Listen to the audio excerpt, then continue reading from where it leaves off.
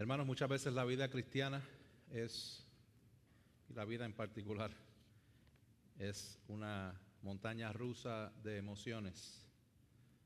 Hay profundas alegrías y hay profundas tristezas. Muchas veces suceden ambas el mismo día o la misma semana. En estas últimas semanas, estos últimos meses, varios hermanos de la congregación han experimentado de cerca el dolor de perder a un ser querido. Son momentos de intenso dolor. Nos recuerdan cuán frágiles somos y cuán inevitable es la muerte en este mundo caído. A eso se suma la tristeza de la dinámica que está viviendo nuestro país. Esta semana fuimos testigos del vil asesinato de Charlie Kirk, un joven que estaba influyendo a muchos en el ámbito político y también con ideas que defienden el valor de la vida, el modelo bíblico del matrimonio y la masculinidad y feminidad bíblica, entre otras cosas. Su muerte en un evento público y la respuesta de muchas personas que justifican y hasta se alegran de su muerte dejan un sabor amargo, cubierto de injusticia y desesperanza ante un mundo lleno de maldad y hasta influencia satánica. Ante todo esto, hermanos, surge una pregunta natural. ¿Qué esperanza tenemos frente a tanta maldad? ¿Qué esperanza tenemos frente a la muerte? El dolor es real, la tristeza es inevitable, pero como hijos de Dios no estamos llamados a quedarnos en la desesperanza. Pablo, escribiendo a los tesalonicenses, también enfrentaba a una iglesia que estaba rodeada de tribulación, de aflicción, de persecución. Y estos hermanos estaban preocupados de manera específica qué iba a pasar con aquellos hermanos que ya habían muerto. ¿Será que se perderían de la bendición de la venida del Señor Jesucristo? Pablo los dirige hacia la verdad más gloriosa que sostiene nuestra fe, y es la palabra del Señor que nos dice: Cristo viene. Cristo viene. Los que murieron en Cristo resucitarán, y los que estén vivos serán transformados para juntamente con ellos encontrarse con Jesús. Y estaremos con Él por siempre.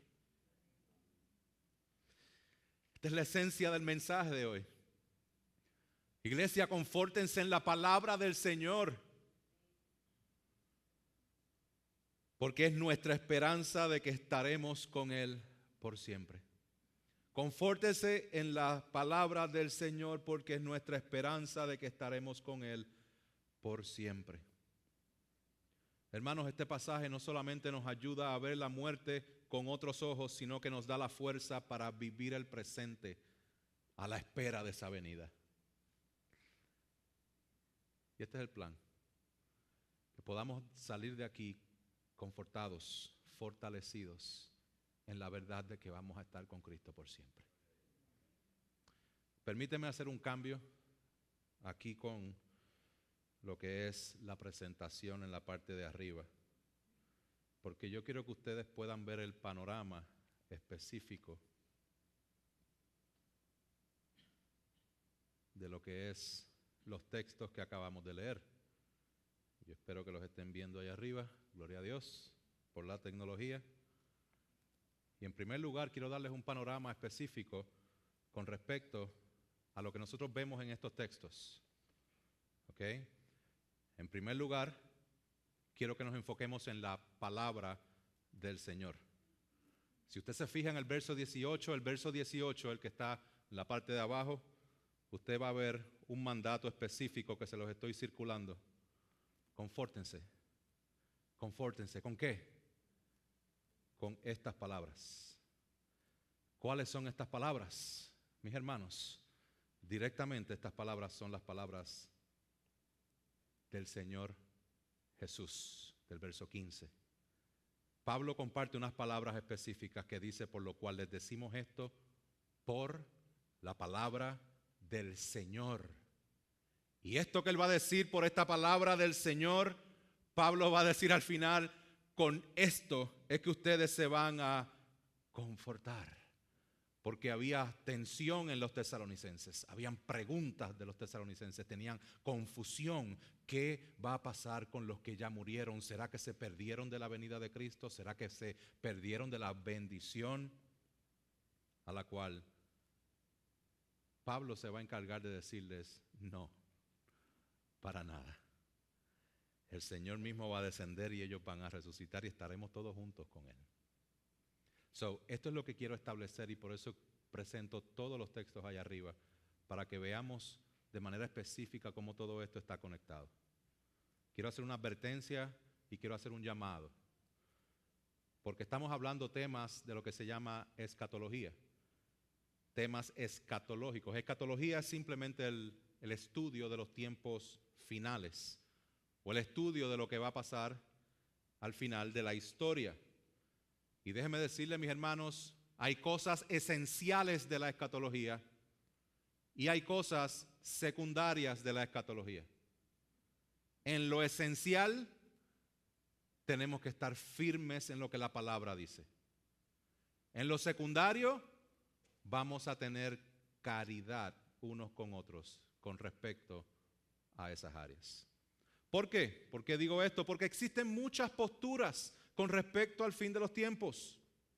Muchas posturas dentro de la ortodoxia. Vamos a definirlo de esta forma. La ortodoxia, estamos hablando de la sana doctrina. Dentro de la palabra del Señor y la sana doctrina hay diferentes formas en que es interpretado lo que va a suceder en los tiempos finales. Fuera de la ortodoxia pueden encontrarse que hay 1,000,000 más. Pero quiero enfocarme en las que están dentro de la sana doctrina, que hay diferentes posturas. La postura premilenial, la postura premilenial histórica, la premilenial dispensacional. Estoy hablando chino a lo mejor para algunas personas, pero quiero que me escuchen en estas áreas. Está la postura postmilenial, amilenial, está el preterismo, el futurismo. Hay diferentes cosas en la manera en que se interpreta la escatología. Muchas tienen que ver con el milenio que es presentado en el libro de Apocalipsis. ¿Cuándo va a ser este milenio? Cuando Cristo venga, ¿va a ser Cristo viene y después el milenio? ¿O el milenio ya apareció? ¿O Cristo viene después del milenio? Todo eso es lo que envuelve el que muchas personas dentro de la ortodoxia tengan diferentes posturas. ¿Ok? Quiero dejar esta ilustración. Hermanos, si usted puede decir el día de hoy que yo estuve aquí parado y me entré a este bautisterio y aquel dice el pastor entró por la parte de allá y el otro dice no, el pastor entró por la parte de atrás y aquel que está allá atrás dice no, el pastor vino del techo y se tiró en paracaídas del techo. Al fin del día la idea no es cómo entré, la idea es que entré. La idea aquí no es que Cristo cómo va a venir y cuándo específicamente va a venir. La idea es que Cristo viene. Punto. Cristo viene. Y esto es lo que vemos un poquito más adelante. Quiero enseñarles esto ahora. Este pasaje no está aquí para demostrar que Cristo viene. Porque la asunción es que Cristo venía. Pablo no tenía que demostrárselo porque ya ellos habían aceptado esto como una verdad. Mírenlo aquí en el texto. Así también, verso 14, Dios traerá con él a los que durmieron. Dios está haciendo algo. Por lo cual decimos por esta palabra, verso 15, que nosotros los que estemos vivos y permanezcamos hasta ¿qué? Hasta la venida del Señor. Hasta la venida del Señor. Es un hecho de que Cristo viene. Y después el verso 16, pues el Señor mismo descenderá del cielo. El Señor viene, Él descenderá del cielo. Y aquí está la mejor parte. Y así estaremos con el Señor siempre. Siempre. Siempre es un hecho que Cristo viene. Pablo no nos está tratando de convencer que Cristo viene, porque decir que Cristo viene es parte esencial del fundamento de lo que es el Evangelio de Jesucristo. Cristo vino a salvar y Cristo va a consumar su obra de salvación en su segunda venida. Amén. Me voy a salir de aquí. Voy a pedir a los hermanos que conecten todo como estaba en la parte anterior. Y habiendo dicho eso, vamos de manera específica al punto número 1. Punto número 1. Confórtense en la esperanza de que los muertos en Cristo resucitarán. Confórtense en la esperanza en que los muertos en Cristo resucitarán. Si usted va al libro de los Hechos, capítulo 1, versos 10 y 11, vemos que mientras Jesús ascendía, dice que estando ellos, discípulos, mirando fijamente al cielo, se les presentaron dos hombres con vestiduras blancas que les dijeron: varones galileos, ¿por qué están mirando al cielo? Este mismo Jesús que ha sido tomado de ustedes al cielo, vendrá de la misma manera tal como lo han visto ir al cielo. Cristo viene, Cristo vendrá y debemos tener el confort o el consuelo de que los muertos en Cristo resucitarán primero. Miren la preocupación de los tesalonicenses, verso 13. Pero no queremos, hermanos, que ignoren acerca de los que duermen, para que no se entristezcan como lo hacen los demás, los que no tienen esperanza. En el tiempo de los tesalonicenses, allá en Tesalónica, allá en Macedonia, la idea de la resurrección de los muertos era una idea totalmente extraña. Era una idea de la cual, cuando Pablo hablaba de la resurrección de los muertos, se burlaban de él. Hechos capítulo 17, verso 18 dice: y algunos decían, ¿qué quiere decir este palabrero? Le decían palabrero porque él estaba hablando de la resurrección. Dice, parece ser un predicador de divinidades extrañas, decían otros, porque les predicaba a Jesús y a la resurrección. Qué interesante, el tema y la idea de la resurrección de los muertos es totalmente contrario a la cultura donde se encontraba la iglesia en Tesalónica.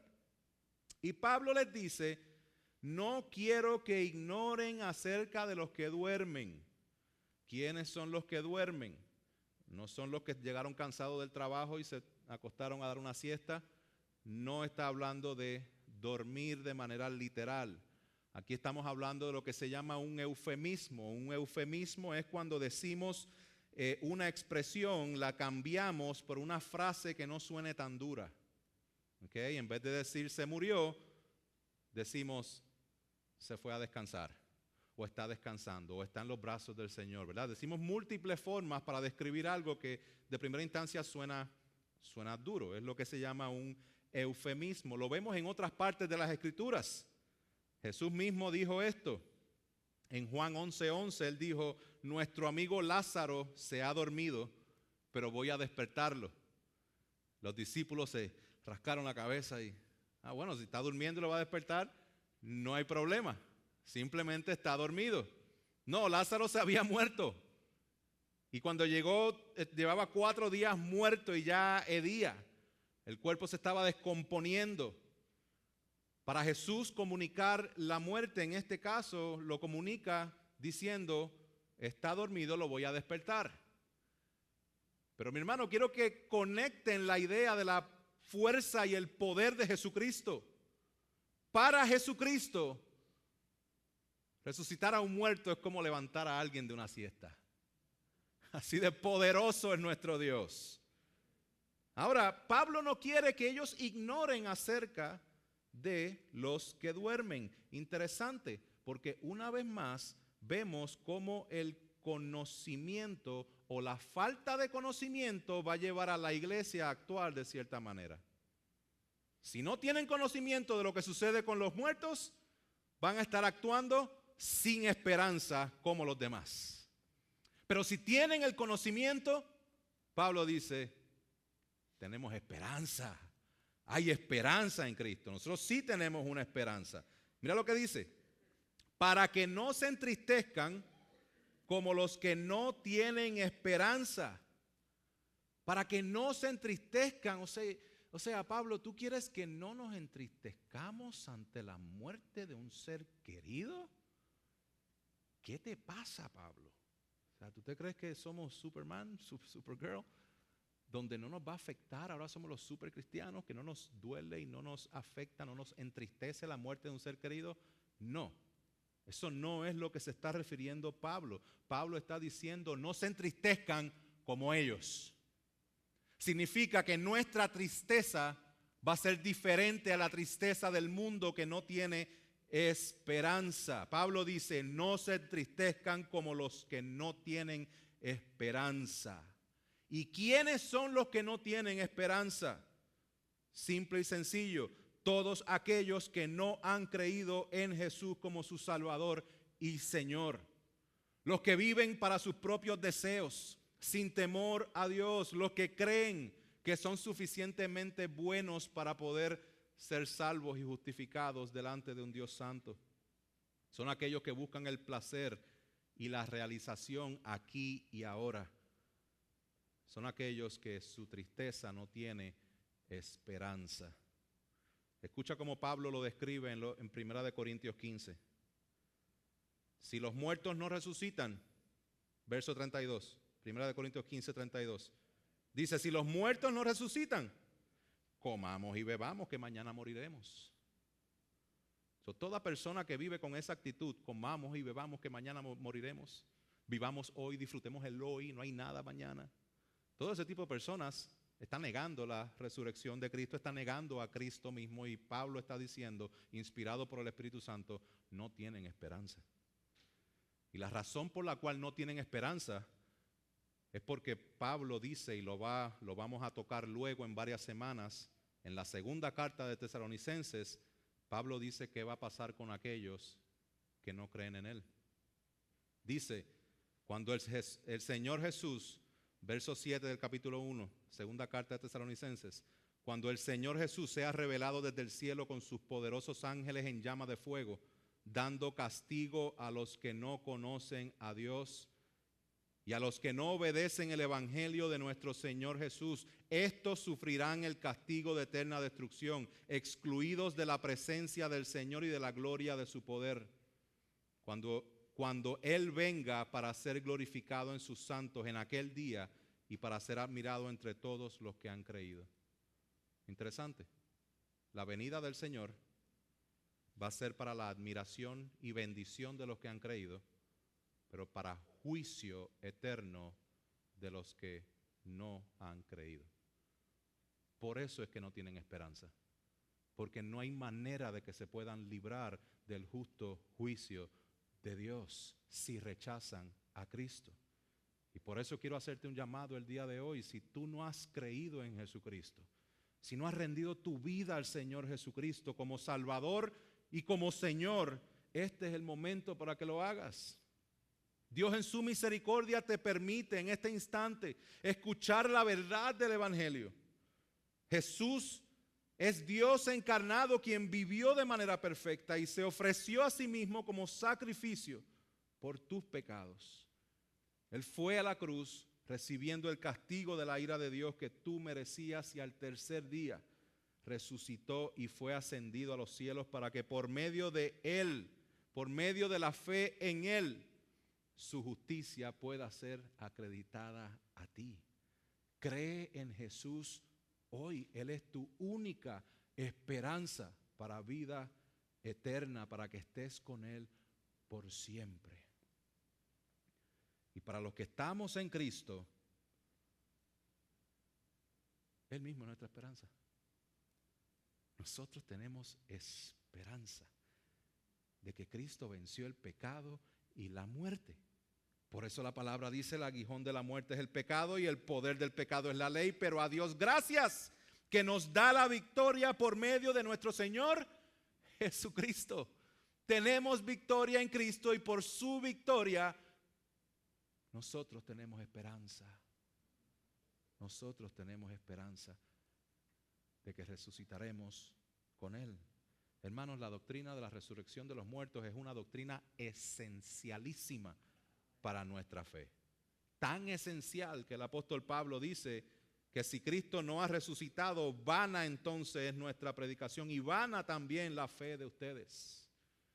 No hay fe, no hay salvación, no hay esperanza si Cristo no resucitó de entre los muertos. Pero Cristo resucitó de entre los muertos. Por eso hay esperanza. Y por eso podemos descansar en Él. Y por eso es que nuestra tristeza en medio del dolor entre la pérdida de seres queridos es diferente que la tristeza de aquel que no tiene esperanza. Iglesia, tenemos una esperanza segura. Cristo venció a la muerte resucitando al tercer día para que nosotros en Él también podamos vencer el pecado y la muerte y resucitemos juntamente con Él.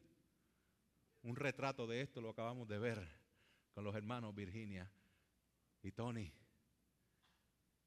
Símbolo de que ellos son juntamente crucificados con Él, pero juntamente resucitados con Cristo para la vida eterna.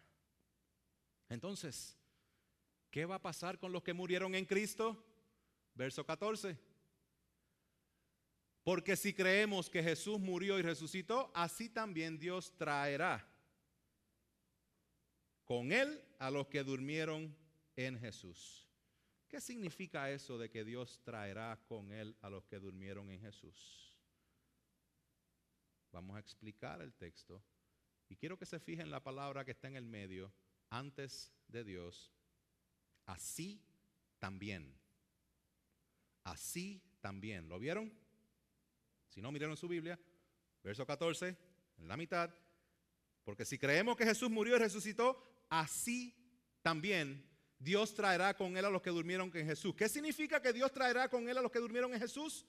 Significa que así también como Cristo murió y resucitó, así también los que murieron resucitarán. No nos compliquemos. Así también te está conectando la obra de Cristo que permite que nosotros podamos tener esta esperanza de la cual nos da una tristeza diferente cuando perdemos un ser querido, porque sabemos que si murieron en Cristo, ellos van a resucitar eventualmente. Pablo está diciendo, así como Jesús murió y resucitó, así también los que murieron en Él. Por tanto, confórtense con estas palabras. Confórtense con estas palabras. Déjeme aclarar algo. Cuando este texto habla de que los muertos en Cristo también van a resucitar, está hablando específicamente al momento en que recibirán cuerpos glorificados. Esto lo vemos con claridad en los siguientes versos. Pero antes déjame hacer una pregunta. ¿A dónde van las personas? Si aquí está hablando de cuando reciban los cuerpos glorificados, cuando venga Jesucristo, ¿a dónde van las personas mientras tanto?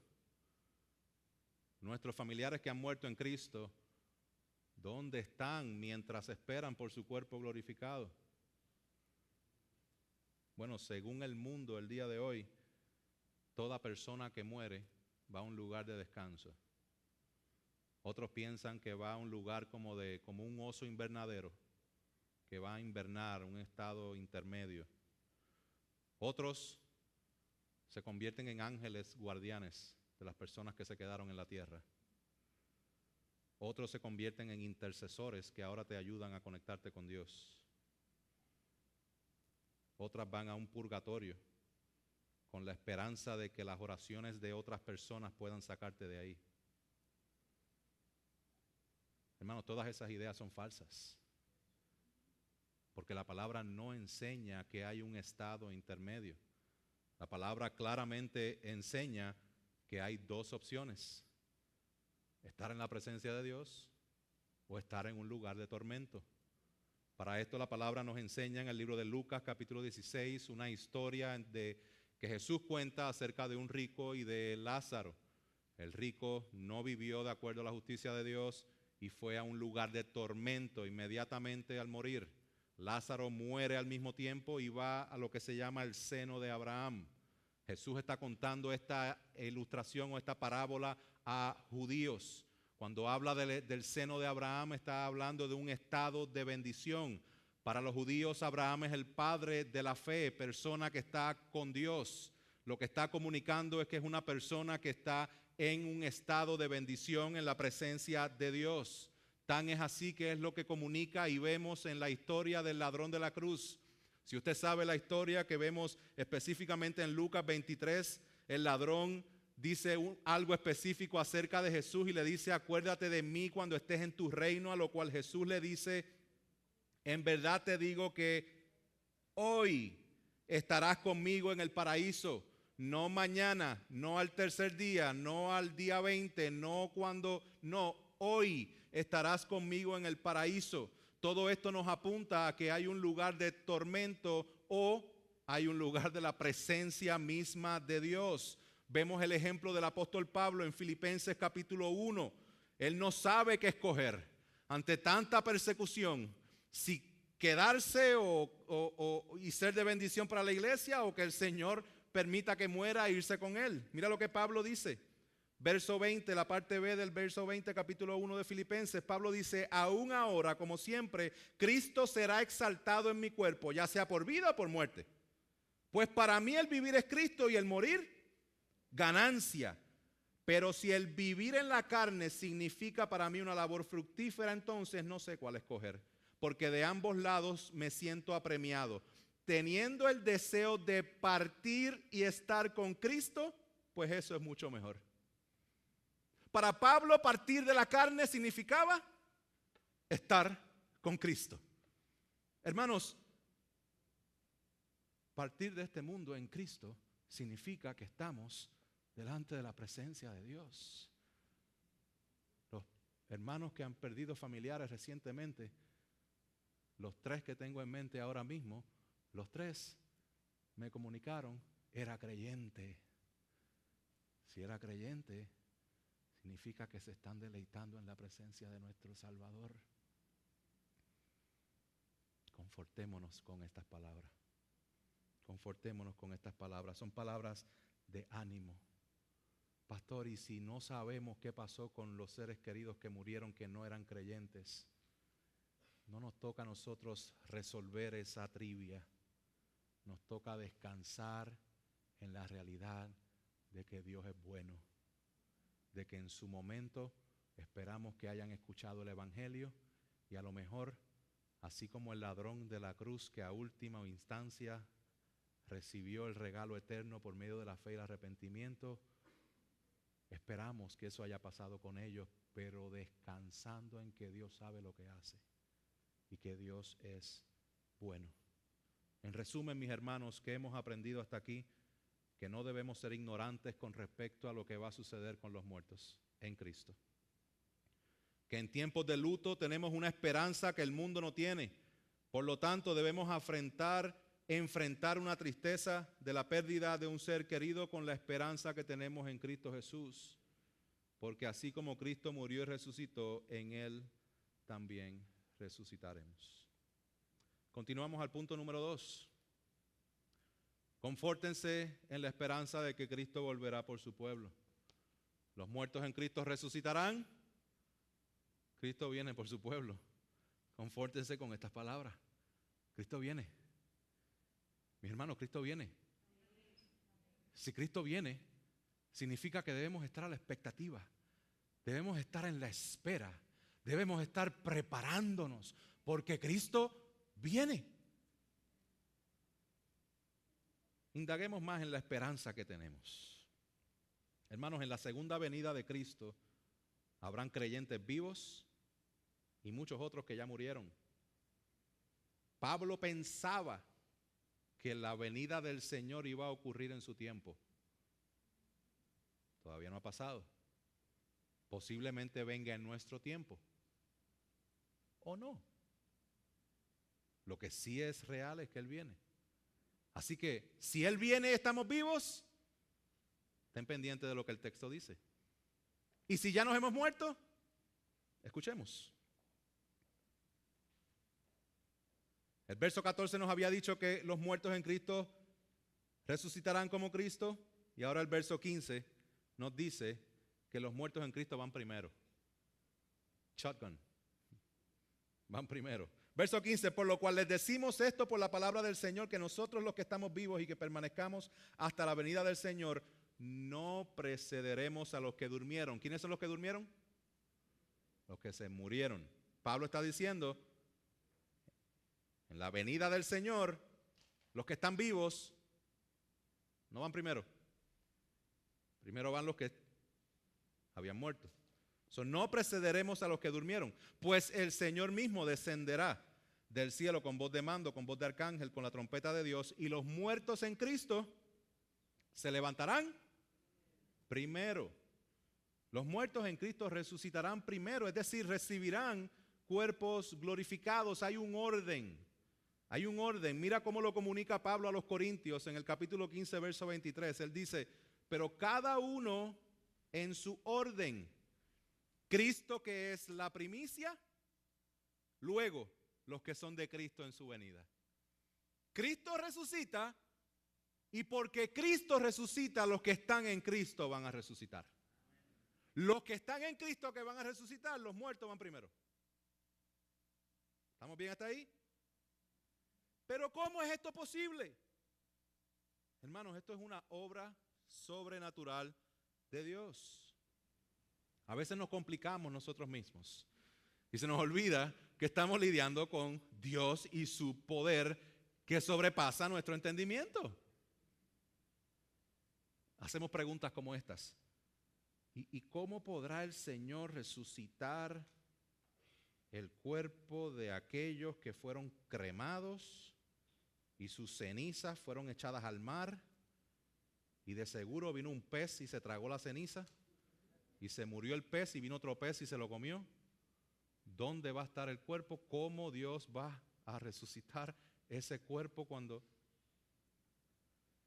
Es una obra sobrenatural.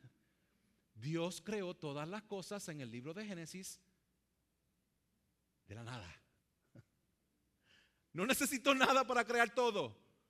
Dios te salva de manera sobrenatural, te justifica de manera sobrenatural, te regenera de manera sobrenatural, te santifica de manera sobrenatural, te glorifica de manera sobrenatural. Dios sabe lo que hace. Él es un Dios sobrenatural. Es una obra sobrenatural. Y lo que tenemos que estar claro es que Cristo viene. Y aquellos que han muerto recibirán cuerpos glorificados, muertos en Cristo. Cuerpo glorificado, y aquellos que estén vivos cuando Él venga serán transformados. Esto sucederá en la segunda venida del Señor. Escucha el verso, en el verso 51 al 53 de 1 Corintios 15. Él dice, así que les digo un misterio, no todos dormiremos, o sea, no todos van a morir, pero todos seremos transformados en un momento, en un abrir y cerrar de ojos, a la trompeta final. Esa trompeta es la que está hablando aquí un poquito más adelante. Pues la trompeta sonará y los muertos resucitarán incorruptibles y nosotros, los vivos, serán transformados. Porque es necesario que esto corruptible se vista de incorrupción y esto mortal se vista de inmortalidad. Hermanos, podemos tener la esperanza segura de que los que han muerto en Cristo están en la presencia de Dios y resucitarán en el día de la segunda venida. Y esto nos aplica a nosotros si nos morimos antes de que Cristo venga. Y si estamos vivos para cuando Él venga, seremos transformados y arrebatados junto con los que ya habían muerto para encontrarnos con Él en las nubes y estar con Él para siempre. Escucha el verso 17. Entonces nosotros los que estemos vivos y que permanezcamos seremos arrebatados juntamente con ellos en las nubes al encuentro del Señor en el aire. La venida del Señor con voz de mando, voz de arcángel y con trompeta de Dios. Los muertos en Cristo resucitan y los que estén vivos a reunirse con ellos, con el Señor en el aire por siempre. ¿Cómo será esta venida del Señor? Vamos a verlo en el texto, verso 16. Pues el Señor mismo descenderá del cielo con voz de mando, con voz de arcángel y con la trompeta de Dios. y los muertos en Cristo se levantarán primero. Entonces nosotros, los que estemos vivos y que permanezcamos, seremos arrebatados juntamente con Él en las nubes al encuentro del Señor en el aire, y así estaremos con Él para siempre. Dos cosas que vemos en el texto. Y estas dos cosas quiero que recordemos lo que le dije al principio. Al principio les dije que hay muchas posturas escatológicas. Y este es mi reto para todos y cada uno de ustedes. Independientemente de tu postura escatológica, es importante que lo esencial no lo comprometas. Cristo viene, los muertos resucitarán y hay juicio para todo aquel que no está en Cristo. ¿Ok? Mi exhortación a la iglesia es que nosotros, de la misma manera que estudiamos y hacemos una exégesis, extraemos del texto para poder interpretar la palabra de Dios, que nosotros hagamos lo mismo con cada uno de los pasajes que nos hablan de los tiempos finales. Y al final del día, que nosotros podamos acercarnos más al Evangelio de Jesucristo. Tenemos que hacernos esta pregunta. Si tu postura escatológica se ve una nube gris donde el Evangelio no se ve claro, te exhorto a que puedas enfocarte en la historia redentora de Jesucristo, en la cual todo tiene que ver con Él. Y nuestra postura escatológica debe acercarnos más a ver con claridad el Evangelio de Jesucristo.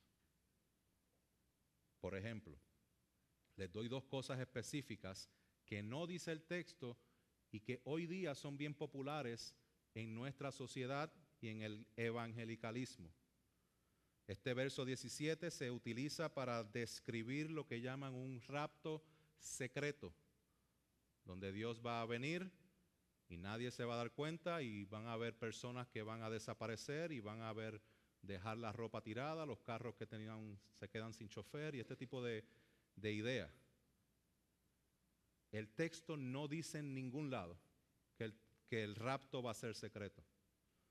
Escucha lo que dice Al Mohler al respecto. Él dice, aunque algunos han denominado el verso 17 como un rapto secreto, antes, en medio o después de 7 años de tribulación, aquí no aparece haber nada en secreto con respecto a este suceso.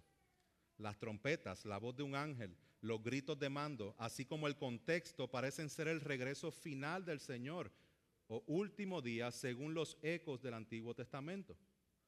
El pastor John Piper describe este texto como el texto más ruidoso de todas las Escrituras. Cuando hay ruido, no concuerda cuando hay algo secreto. ¿Okay? Jesús viene con voz de mando.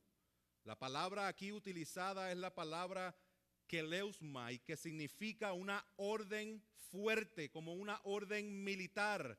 Es un grito de autoridad que exige obediencia inmediata. Jesús viene con voz de mando. Eso no es secreto. Es el grito de autoridad del mismo Cristo al regresar. No es un susurro, no es una invitación, es un mandato real y soberano que nadie puede resistir. Con este mandato los muertos en Cristo resucitarán y los que queden vivos serán transformados. Voz de mando, también con voz de arcángel. La Biblia menciona que en la segunda venida habrá ángeles acompañando al Señor. Lo vemos en Mateo 24, Marcos 13. La voz de arcángel señala que la venida de Cristo será proclamada y acompañada por la autoridad de los ángeles celestiales, manifestando que Él regresa no en debilidad, no como un niño nacido en un pesebre, sino que regresa en gloria con todo el cielo como testigo. Y viene con trompeta de Dios. En aquellos tiempos la trompeta no era utilizada principalmente como un instrumento musical, era un instrumento militar y cultico, lo cual significa que se utilizaba para llamar a congregación a los suyos. Ahí se oyó bien fuerte, ese con voz de mando o voz de trompeta de Dios. El ejército romano tenía la tendencia de que en los funerales tocaban trompetas. Se dice que cuando murió el emperador Claudio sonaron tantas trompetas que ellos decían hasta el difunto las escuchó. Cuando Dios venga con esta trompeta de Dios, de la cual menciona el libro de Mateo, de la cual menciona el libro de Apocalipsis y ese séptimo ángel que tocará la final trompeta, cuando está hablando de esta trompeta de Dios, está hablando de un mandato donde los muertos en Cristo resucitarán primero. Pastor Natán Díaz dice, una trompeta en la Biblia simboliza un anuncio público, vindicación explícita para el pueblo de Dios y un anuncio de victoria final. Podemos armonizar esto con las descripciones de Mateo 24, Tesalonicenses 4, Corintios 15, Apocalipsis 11 y 19. Estos son descripciones del mismo evento y la misma trompeta final. La trompeta que anuncia la victoria de Cristo para redimir a su pueblo y para juzgar a las naciones. Mis hermanos, Cristo viene con toda autoridad. Entonces, nosotros los que estemos vivos y que permanezcamos seremos arrebatados juntamente con ellos en las nubes al encuentro del Señor en el aire. Mis hermanos, al encuentro del Señor en el aire no necesariamente va a significar que Dios nos va a sacar para llevarnos a otro lugar. Significa, la palabra es utilizada en 3 ocasiones en el Nuevo Testamento y en múltiples ocasiones en el Antiguo Testamento, y todas las veces en que esa palabra en particular de ir al encuentro sale en las Escrituras, hace referencia a salir a las afueras de la ciudad para dar la bienvenida a alguien y regresar. Mis hermanos, nosotros tenemos que tener la esperanza de que Dios dijo que venía y va a venir. Y Dios, a través de las Escrituras, vemos con claridad de que Dios salva a través del juicio. ¿Se acuerdan de Israel en Egipto? Los salvó juzgando. ¿Se acuerdan de Noé? ¿Se acuerdan de Jesús? Dios opera salvando a través del juicio. En conclusión, mis hermanos, podemos tener diferentes posturas con respecto al cuándo, al cómo, pero no al qué. Cristo viene y vamos a estar con Él para siempre. Y esa tiene que ser nuestra forma de nosotros descansar plenamente en Él. En un mundo de tanto dolor, en un mundo de tanto antagonismo al mensaje del Evangelio, nosotros tenemos una esperanza que el mundo no tiene. Por eso es que podemos actuar de manera diferente a como el mundo actúa. Porque Cristo nos ha salvado de la muerte y el pecado por medio de la encarnación, vida, muerte y resurrección. Hermanos, aunque aún estemos en este mundo lleno de pecado, y aunque aún batallamos con nuestro propio pecado, y aunque la muerte es dolorosa, tenemos una esperanza genuina en la palabra de Dios, de que Él viene, los muertos en Cristo resucitarán primero, y si estamos vivos, seremos transformados para estar con Él por la eternidad. Hermanos, Pablo dice a los tesalonicenses, y yo les digo a la Iglesia Bautista Sol y Deo Gloria hoy, confórtense unos a otros con estas palabras. Permíteme reflexionar en la manera en que podemos crecer en esta esperanza.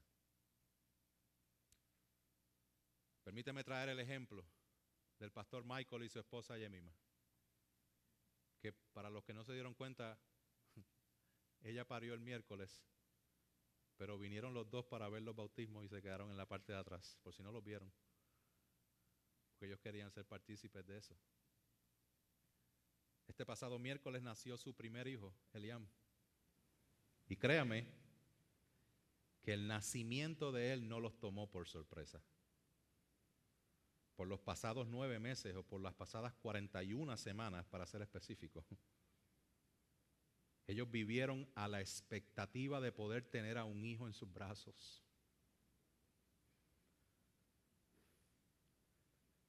No solamente lo esperaban, sino que estuvieron 9 meses preparándose con cada detalle para poder recibirlo. Y mientras más se acercaba la fecha de la llegada del bebé, más difícil se ponían las circunstancias. Pero la llegada del bebé era inminente. Y en medio de las dificultades, ellos esperaban con ansias, estando preparados. Iglesia, el regreso de Cristo es inminente y su venida tomará por sorpresa a los impíos, pero no debe tomar por sorpresa a nosotros que estamos esperando por Él. ¿Por qué? Porque lo estamos esperando, porque creemos su palabra, porque Él dijo que iba a venir y va a venir, porque nos estamos santificando unos a otros y ayudando en el caminar cristiano, porque cada vez que venimos a la mesa del Señor estamos diciendo: ven, Señor, ven pronto.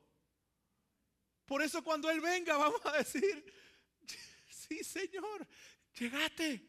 No va a ser sorpresa, porque es lo que predicamos, es lo que creemos, es lo que anhelamos, es por lo cual nos estamos preparando. La pregunta es: ¿te estás preparando? ¿Te estás preparando?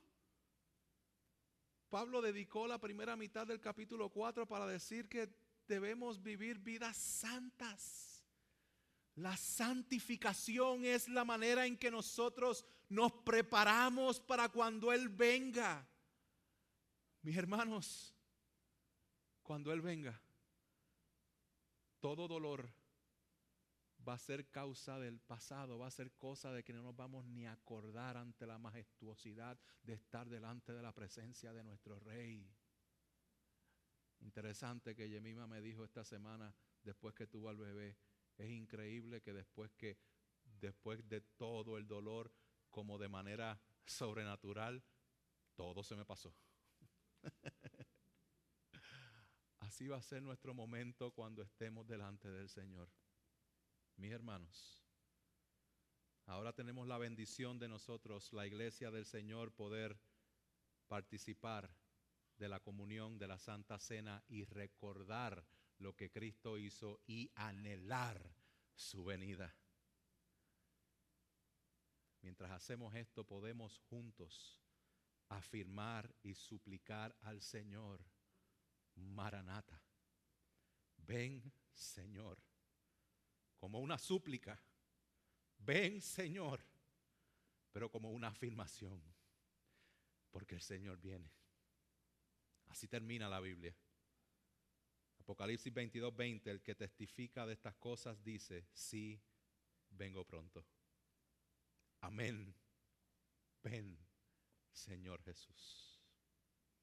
Voy a pedir a los hermanos que van a estar sirviendo la cena que pasen aquí al frente.